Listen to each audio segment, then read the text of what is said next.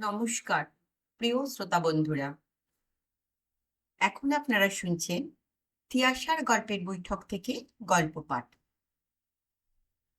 তিয়াশার গল্পের বৈঠকের আজকের নিবেদন গাড়ির কথোপকথন। লিখেছেন শীর্ষেন্দু মুখোপাধ্যায়। শুরু করছি আজকের গল্প পাঠ। গাড়ির কথোপকথন। মশাই কি খুব চেনা চেনা লাগছে? কোথায় দেখেছি বলুন তো? তা এই ট্রেনেই দেখে থাকবেন। এই ৫টা ৪৫-এর লোকালেই আমি রোজ যাই কি না? কিন্তু আমি তো মশাই এই লোকালে আজই প্রথম চড়ছি। আপনি তাহলে ডেলি প্যাসেঞ্জার নন? কোশমিন কালেও নই? কলকাতায় ৪ পুরুষের বাস? বেঁচে গেছেন দাদা। রোজ সাত সকালে ২ মাইল সাইকেল চালিয়ে এসে ট্রেন ধরার যে কি যন্ত্রণা! তা যা বলেছেন। আজ সকালে ট্রেন ধরতে আসতে গিয়েই তা টের পেয়েছি। হ্যাঁ, এত ভোরে ওঠার অভ্যাস তো নেই আমার। তার উপর আমাশার ধাত, সকালের দিকে কোষ্ঠ পরিষ্কার হতে চায় না। ভোরবেলা বেরোনোর নামে তাই গায়ে জ্বর আসে। আপনি সুখী লোক। ডেইলি প্যাসেঞ্জারের ঠেলায় আমাদের ওই ধাতটা সব পাল্টে গেছে। তবে কিনা শরীরের নাম মহাশয়, যা সবে তাই সয়। ভোর ৪টের সময় কোনো ভদ্রলোক ভাত খায় শুনেছেন? ভোর ৪টেয় ভাত? ও বাবা! তবেই বুঝুন আমাদের জীবনটা কিরকম। আমার মায়ের তো বয়স হয়েছে, শরীরটাও তো ভালো নয়, তবুও রাত ৩টেয় উঠে ছেলের জন্য ভাত, ডাল, মাছের ঝোল রান্না করে দেন। কেন মশাই? আজকাল তো অফিসে অফিসে ক্যান্টিন হয়েছে, দিব্যি খাওয়ার ব্যবস্থা। সেখানে কেন খান না? সেই চেষ্টা কি আর করিনি। তবে আমার এসব সহ্য হয় না। ৩ দিন খেয়েই পেটের গড়বড় শুরু হয়ে গেল। তখন মা বলল, আর বাইরে খেয়ে কাজ নেই, যা হয় দুটো বাড়ি থেকেই খেয়ে যাও। মায়ের মতো জিনিস হয় না, বুঝলেন? ছেলের জন্য পারে না, হেন কাজ নেই। ওহ, যা বলেছেন! আমার মা তো এই গত বছর গত হয়েছে, এখনো মনটা বড় আনচান করে। বেঁচে থাকতে তো আর মায়ের মর্যাদা দিইনি। আজ মায়ের মর্ম হাড়ে হাড়ে টের পাচ্ছি। তা আপনি কি এখনো বিয়ে করেননি বুঝি? না, ফুরসত হচ্ছে না। কথাবার্তা চলছে পাত্রীপক্ষের সঙ্গে। তা বয়স কত হলো? এই ৩২ চলছে। ও, ছেলে মানুষ। ওটা বলবেন না। হ্যাঁ, ৩২ বছর বয়সে বাঙালি তো বুড়ো। তবে আজকাল সবাই একটু বয়সেই বিয়ের পিঁড়িতে বসছে। রোজগার পাতি ভদ্রস্থ না হলে বিয়ে করাটা রিস্কি। তা আপনার চাকরিটা কিসের? বিদেশি ব্যাংক। কাটায় কাটায় হাজিরা দিতে হয়। দম ফেলার সময় নেই। দায়িত্ব সাংঘাতিক। ছুটিছাটা বলতে কিচ্ছু নেই। আজকাল ব্যাংকের পরিষেবা যতই বাড়ছে তত আমরা পেশাই হচ্ছি। কিন্তু বিদেশি ব্যাংকে তো বেতনও অনেক বেশি। সেটাই তো একমাত্র প্লাস পয়েন্ট। কিন্তু এত খাটতে হয় যে টাকা রোজগার করাটাও যেন আলুনি লাগে। বুঝছেন তো? এত কষ্ট না করে কলকাতায় একটা বাসা করে নিলেই তো হয়। কলকাতায়? না মশাই, চিরকাল খোলামেলা জায়গায় বড় হয়েছি। কলকাতায় থাকতে দম বন্ধ হয়ে আসবে। তাছাড়া গায়ে আমার মা-বাবা একরকম একা। তাদের কে দেখে বলুন? বিষয় সম্পত্তি ছেড়ে তারা কি কলকাতায় আসবে? কক্ষনো আসবে না। কিন্তু পাল্লাটা তো অনেকই পড়ে যাচ্ছে। এখান থেকে কলকাতা তো ঘন্টা তিনেকের রাস্তা।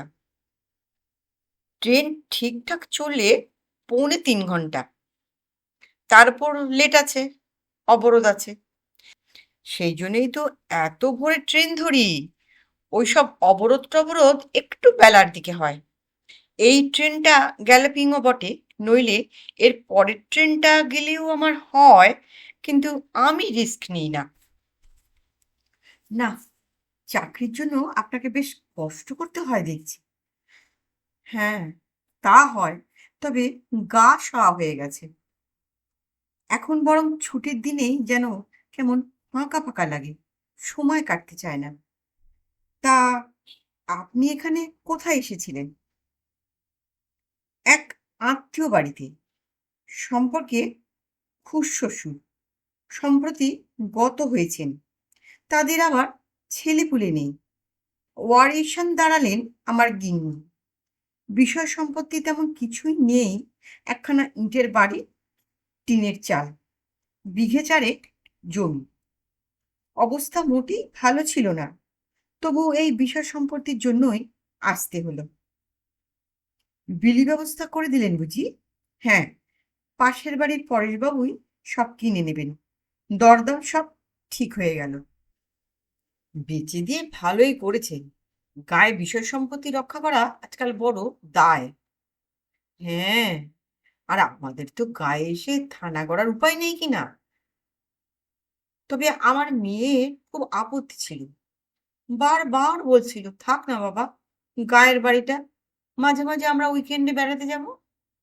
তা আমি বললুম, বেড়াতে গেলেই তো হবে না, ঠিক মতন দেখাশোনা পরিচর্যা না করলে বাড়িতে জঙ্গল হবে, সাপখোপের বাসা হবে, চোর ডাকাতের আস্তানা হতেই বা বাধা কোথায়?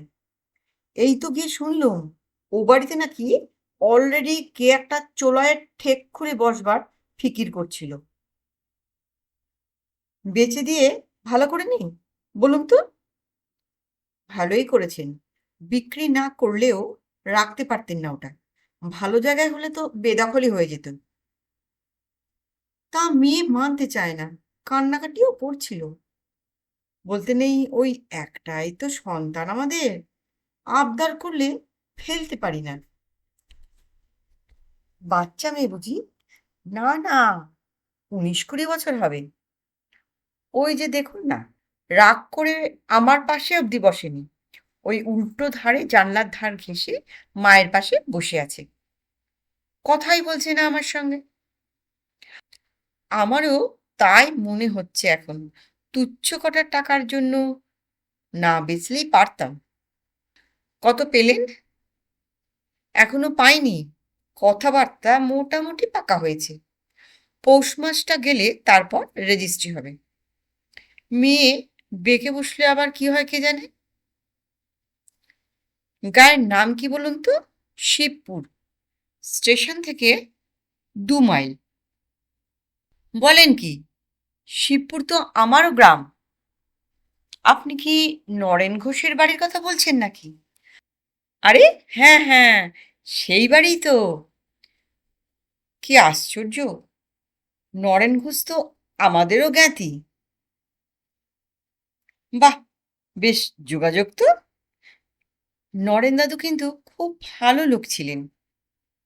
হ্যাঁ, তার বলতে, প্রায় তো আমাদের বাড়িতে আসতেন। সর্বদা হাসি মুখ, সর্বদা প্রসন্ন, সব সময় মুখে সৎ কথা শোনা যেত। আমি নরেন দাদুর কাছে অঙ্ক শিখেছি, ইংরেজিও খুব ভালো পড়াতেন। বটে, তাহলে তো আপনি আমাদের কাছেরই লোক। আমাকে আর আপনি আজ্ঞে করবেন না। তা বাবু, তোমার নামটা কি? আগে, আমার নাম সমর বসু। তোমার মুখের মতো নামটাও কেন যেন চেনা চেনা ঠেকছে, কেন বলো তো? নামটার কথা ঠিক বলতে পারি না, তবে মুখটা চেনা ঠেকার একটা কারণ আছে। তার আগে আপনাকে জিজ্ঞাসা করি, আপনি কি চ্যবনপ্রাশ খান? চ্যবনপ্রাশ? হ্যাঁ, তা খাই বটে। গতবার আমার খুব সর্দি কাশি হয়েছিল, সেই থেকে কার যেন পরামর্শে আমার গিন্নি আমাকে রোজ চ্যবনপ্রাশ খাওয়ায় বটে। সেটা যদি বিশাল আয়ুর্বেদ ভবনের স্বর্ণভস্য সম্বলিত চ্যবনপ্রাশ হয়ে থাকে, তাহলে আমার মুখটা আপনার চেনা, চেনা ঠেকতেই পারে। কেন বলো তো? বিশাল আয়ুর্বেদ ভবনের মালিক বিপুল সামন্ত আমার বিশেষ বন্ধু। তার হঠাৎ একদিন মনে হলো আমাকে বিজ্ঞাপনের মডেল হিসাবে ব্যবহার করবে। যেই মনে হওয়া অমনি ধরে নিয়ে গিয়ে একটা স্টুডিওতে বিস্তর ছবি-টবি তোলালো। ভিডিও ক্লিপিংও নিয়েছিল। সেই থেকে চ্যবনপ্রাশের কৌটোর গায়ে আমার মুখের ছবি ছাপা হয়ে আসছে। টিভির চ্যানেলেও ওই চ্যবনপ্রাশের বিজ্ঞাপনেও আমাকেই দেখা যায়। দেখো কাণ্ড! আমি তো এই চ্যবনপ্রাশই খাই। তাই তো হে! তোমার মুখটা তো রোজই দুবেলা চ্যবনপ্রাশ খাওয়ার সময় আমার চোখে পড়ে। সেই তো! কি বলবো, খুবই লজ্জার কথা। কেন বাপু? লজ্জা কিসের? তোমার চেহারাখানা তো ভারী ভালো। আগে চেহারার গভীরতা তো চামড়ার বেশি নয়, গুণ আর চরিত্রই মানুষের আসল পরিচয়। আচ্ছা বাপু সমর, তোমার কি একটা ডাকনাম আছে?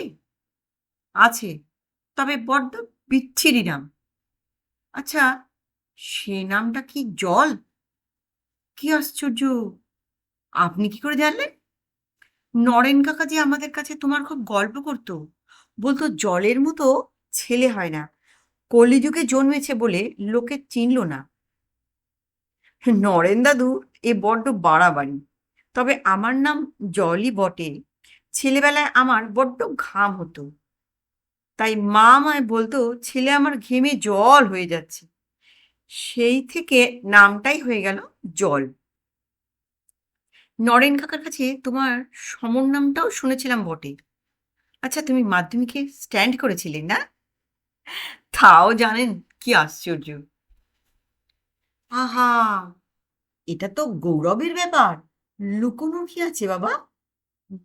না, বলার মতো তো কিছুই নয়। তুমি বোধহয় কম্পিউটার নিয়ে পড়াশোনা করেছো, তাই না? হ্যাঁ, আগে হ্যাঁ। তারপর এই ব্যাংকে চাকরি পাই, নেটওয়ার্ক ম্যানেজার। তোমাকে একটা কথা বলতে ইচ্ছে করছে, কিন্তু বলাটা ঠিক হবে কিনা বুঝতে পারছি না। কি বলুন তো? তার আগে শুনি, নরেন কাকা কি কখনো তোমাকে আমাদের কথা কিছু বলেছেন? আপনার নাম যদি পীযূষ মিত্র হয়ে থাকে, তবে বলবো হ্যাঁ, বলেছেন। আমার নাম পীযূষ মিত্রই বটে। হুম, অনুমান করছিলাম। তা বাবা, নরেন কাকা তোমার কাছে আমাদের কথা কি বলেছে? সেটা বলা আমার পক্ষে উচিত হবে না। ছোট মুখে বড় কথা হয়ে যাবে। আহা! নিজেকেও তো ছোট ভাবছো কেন? স্বীকার করছি আমরা একটু বড়লোক। কিন্তু সেটাই তো আর কারো পরিচয় না। স্বীকার করছি আমার মেয়ে ডাক সাইটে সুন্দরী, এবং তার জন্য মেলা ভালো, ভালো পাত্রের বাড়ি থেকে বিয়ের প্রস্তাবও আসে। তা বলে তো আমাদের আর পায়া ভারী হয়ে যায়নি।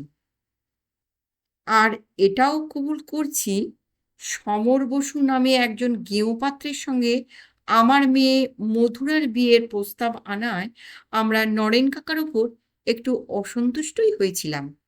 কিন্তু তখনও তো তোমাকে দেখিনি বাবা। তখন নাক সিটকেছিলাম বলে ভেবো না যে সেই ভাবটা এখনো আছে। আর একটাও কথা। কি বলুন? আমার গাঁয়ের বাড়িটা বিক্রি করে দেব বলে মনস্থ করায় মধুরা ধনুক ভাঙা পণ করে বসে আছে। সে যদি কখনো বিয়ে করে, তাহলে কোনো গায়ের পাত্রকেই বিয়ে করবে। এটা হয়তো ওর রাগের কথা। রাগ পড়লেই সিদ্ধান্ত ওর বদলে যাবে। সমর বলল, আমার মেয়েকে তুমি চেনো না। যা বলে তাই করে। বড্ড একরোখা মেয়ে। তাই বুঝি? আমার মেয়েকে তো দেখছো, কেমন মনে হচ্ছে? কেমন দেখছো? কি আর বলবো, ভেঙে বলতে যদি লজ্জা হয় তবে সাঁটে বললেও হবে। কি যে বলেন, আপনার মেয়ে তো অত্যন্ত সুন্দরী। তোমার পছন্দ তো বাবা? তাহলে স্পষ্ট বলে দাও। কি যে বলেন কাকা, ওকে কার অপছন্দ হবে? যাক, বাঁচা গেল। মেয়ের ধনুক ভাঙা পণ শুনে বড্ড ভয় হয়েছিল। তোমার যদি অপছন্দ না হয়, তাহলে আমরা কাল পরশুই এসে তোমার বাবা মার সঙ্গে দেখা করব। নরেন কাকার আত্মাও শান্তি পাবে। যে আজ্ঞে। কিন্তু একটা কথা। কি কথা বাবা? পছন্দটা তো একতরফা হলেই হবে না। ওরও তো মতামত আছে। আপনার মেয়ের মতামতটাও তো শুনতে হবে আপনাকে। শুভস্য শীঘ্রম। এক্ষুনি জেনে আসছি। আসুন, তাহলে জেনে আসুন। জেনে এলাম। এত তাড়াহুড়োর কিছু ছিল না। ছিল, এই ৫টা ৪৫-এর গাড়িটা দেখছি বড্ড পয়া। তাই বুঝি? হ্যাঁ বাবা, আমি চোরার চোখে অনেকক্ষণ ধরে দেখছিলাম। আমার মেয়ে তোমাকে আড়ে আড়ে দেখেছে। গিয়ে ওকে বিয়ের কথা বলতেই লজ্জায় ও লাল হয়ে গেল। ওই দেখো, জানালার বাইরে মুখ ঘুরিয়ে শক্ত হয়ে বসে আছে মায়ের কাছে। না, না, এভাবে লজ্জায় না ফেললেও পারতেন কাকাবাবু। আহা! বললাম না, এই গাড়িটা বড্ড পয়া। তা বটে। আমরা ঠিক করে ফেললাম কি, নরেন কাকার বাড়িটা পরেশবাবুকে আর বিক্রি করব না। কি বলো? আগে ঠিকই করেছেন। ওটা এখন তোমাদের দুজনের সম্পত্তি। কেমন? নমস্কার। গল্পটা কেমন লাগলো? গল্পটা ভালো লাগলে অনুগ্রহ করে একটা লাইক করতে ভুলবেন না। আর আমার গল্পের চ্যানেলের নতুন শ্রোতা হলে অবশ্যই চ্যানেলটিকে সাবস্ক্রাইব করে বেল আইকনটা অন করে রাখবেন।